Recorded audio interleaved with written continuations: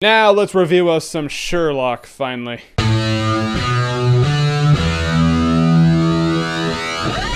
Sherlock. Alright, so I had gotten an absurd amount of requests to review Sherlock. And today I was sitting around, I was bored, I had nothing to do, so I was like, oh, I'll watch Sherlock. You know, that thing that my buddy loaned me a couple months ago that I haven't watched. And after watching it, like I said on my Twitter, I'm man enough to admit when I'm wrong. I should have watched this eons ago. Sherlock is absurdly good. So Sherlock is a modern take on the Sherlock Holmes story. When I heard that, I was like, oh yeah, you mean they made it in 2010? It's a modern take. It's like, no, it takes place in the year 2010 as it was also made in the year 2010. So you have Sherlock Holmes and Watson in modern day. Now the ones who play Sherlock Holmes and Watson, they both do a great job. I don't know much about either of them except for the fact that Watson is Bilbo in the new Hobbit movies and Sherlock Holmes is supposedly the voice of Smaug. Other than that, they're relatively unknown to me. Cause I'm America! The character Sherlock Holmes, he's awesome. As many of you know, House from the show House is based off of Sherlock Holmes. So you see a lot of similarities between the two, but Sherlock Holmes is just less damaged. Not that I don't love Greg House, he's a cool character, but just Sherlock Holmes is a little more likable. The fact is, he's just not pissed off at life like House is. He's still really disconnected from people. Like at a point, Watson was like, do you realize that there are human lives at stake? And Holmes was like, does it help me solve the case? No? Then I don't care. I just like that. I was like, oh, okay, he's still disconnected. He's still all about the game. He cares more about solving the case for the sake of it giving him something to do because he gets bored really easily because he's a really sociopathic super genius. He's just super smart. In the show Sherlock, he walks into a room, he assesses everything and starts zooming in on stuff. And not only zooming in on objects, but it shows little cliff notes on the screen. Yeah, like writing starts coming on the screen. It shows you what his mind is processing, what he's thinking. That brings you, the viewer, along for the ride. It helps you ride the coattails of Sherlock Holmes' genius. In which point you have Watson, the really relatable, normal character that serves as your eyes. You're kind of seeing Sherlock Holmes and the situations how Watson sees them. But when Sherlock Holmes snaps into genius mode and it shows everything he's thinking, then you can see things through his eyes. So it appeals to your normal guy nature through Watson and appeals to your ego through Sherlock Holmes. At that point, every part of you is completely satisfied. Your id, ego, and super ego can rest peacefully at night. The BBC Sherlock is everything I wanted in a Sherlock Holmes story. It's what I wanted in the movies, really. Super smart dialogue, super smart characters, relatable characters. It's funny when it wants to be, you know, you laugh at stuff. Sherlock Holmes is a super character, super badass. He's what everyone wants to be. It's kind of funny that when you're a kid, you want to be like Superman, you know, just physically invincible. Then as you get older, you're like, nah, I just want to be a super genius like Sherlock Holmes. Whoever your favorite super genius is, comment below, let me know. And as always, if you like what you've seen here and you want to see more, click right here to see more.